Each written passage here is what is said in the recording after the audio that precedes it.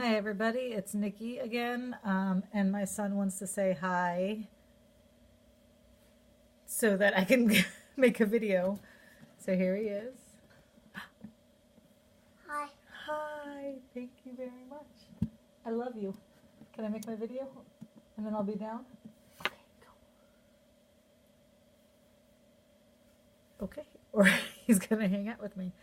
I thought I'd sneak up here and try to make a video, and I figured I would do it before I found them, but they found me. Okay, I was having a crappy day, and I'm sharing a diabetes story with you. I got up this morning, my reservoir was low, my sensor was dead. Not dead, but within a couple of hours. So I went ahead, took out my sensor, and I changed my infusion set. I use a Mio. I don't know if anybody else out there does. I know somebody does.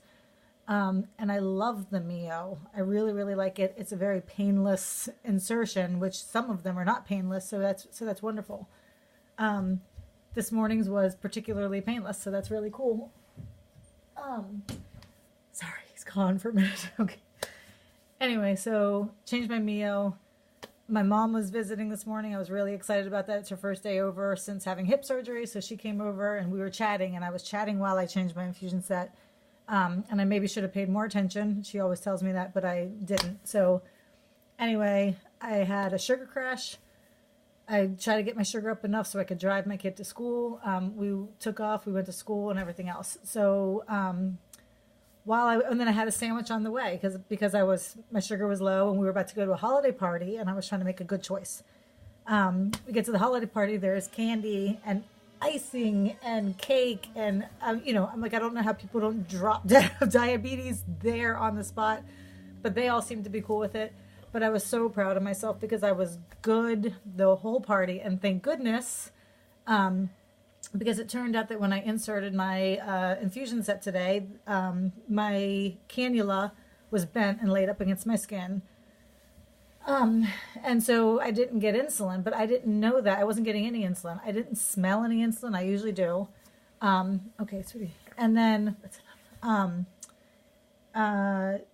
And when I checked my sugar during the party, I was at 230, 230, 250.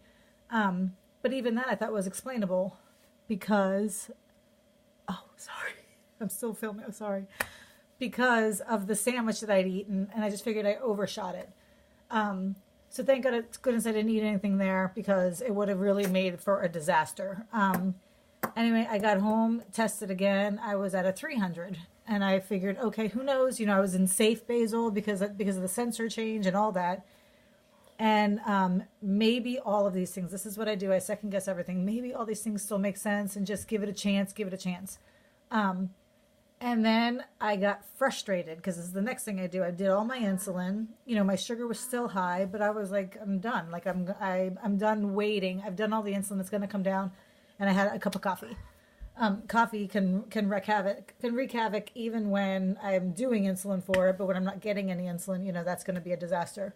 And in the meantime, so I do insulin for my coffee, and then I try to call my eye doctor.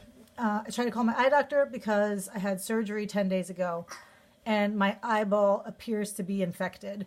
I might be wrong, but I don't think I am. In fact, I think I have a pretty good idea what an eye infection feels like and looks like. It is not my eyelid. That's where the surgery was.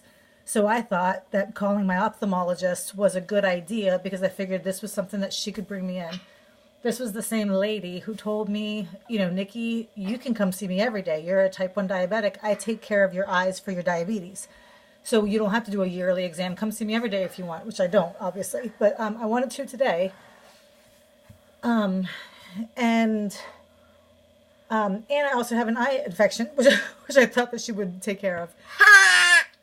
I need you to stop, okay? I'm sorry. Anyway, so I was surprised and embarrassed when she said, no, I don't need to see her today. Tell her to go back to the dermatologist to have them rule out a skin infection. I said, my eyeball is glossing over and crusting clothes, at night, and it's turning red and it hurts and it's cloudy and, whatever. That wasn't enough. She said, have her go around and give me a call next week, if they've determined it's not a local infection in the eyelid. So I hung up and I cried. And I hung up and I cried because I thought that was the big call. I just got to make myself do it. And I figured once I did that she was going to be nice and see me. It's an eye. It's an eyeball. That's her business. And she didn't. So I cried, had myself a little cry, and then I got over it. Called the retina specialist. And I do have neuropathy in my left eyeball. So I kind of revised what I told them on the phone because this is what I had to do.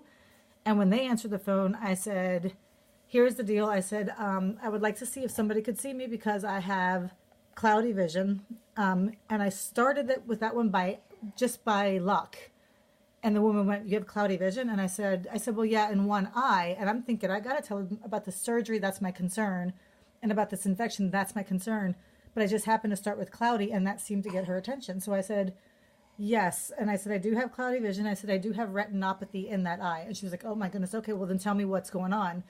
So once I realized I had their attention, I told them I've had surgery 10 days ago. My eyeball's doing this. I explained all the stuff and everything else. And then she said, I'm going to call somebody right away and they're going to give you a call back. And it was a completely different feeling. And it was way more important. The last lady who just said, give me a call next week when you're all better, basically, it was different. And she said, I'm going to have somebody call you.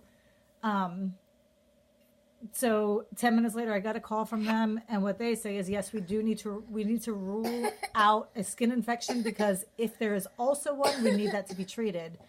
But of course, you're going to come in tomorrow, and we're going to take a look at the back of your eyeball, and cloudy vision is not supposed to be a part of a skin infection, so we want to make sure, what's going on, and we're going to treat it accordingly. And I was relieved and would have been happy, and then I went and realized my sugar was going up, and when I tested again, I was at a 600, and that was literally like in an hour and a half, maybe even an hour. I mean, it was such a fast rise, and I could feel it in my skin and everything else, and I said, okay, that's not anything I can explain. That's obviously my infusion set. So I pull out my infusion set, and lo and behold, my cannula is flat up against my skin, which meant I went from 9:30 in the morning until this was probably 2 o'clock in the afternoon without insulin, and then had that, sandwich, but also had the coffee. And I think that was it. I think that's what I'd had. And that's life with diabetes. So whatever. So I did an injection. I changed my infusion set, and I immediately went out for a walk while I was waiting for my kid to get off the bus. And that is my diabetes story. The only thing I would say, and I'd even like to do a video about that, is the Mio users. This is the 4th time it's happened. It's just the first time that I've actually inserted it because I wasn't thinking this morning. It's probably the 4th time it's happened that when I've unwound the tube, if you're a Mio user, you know what I'm talking about. When I unwound the tube, one of the very last kind of pulls, it seems to leverage it a little bit and somehow pull up the whole piece, which is where the needle is. And the last couple times it's happened, I have one I threw away and just did another one. And I think either 1 or 2 I sent back to Medtronic, and I said, it was wobbly, it was loose. And today I took my finger and shoved it back in and was chatting away. And, hours later at a 600, it turned out not to be a good choice. So I was doing all my stuff today, my calibration factor and everything else. I was plugging away. Almost did a video earlier while I was doing it to show. And it turned out I was doing it all and not actually getting any insulin. So tomorrow, there's always tomorrow. That's it. I don't know what I will do next. Bye. Bye. Bye.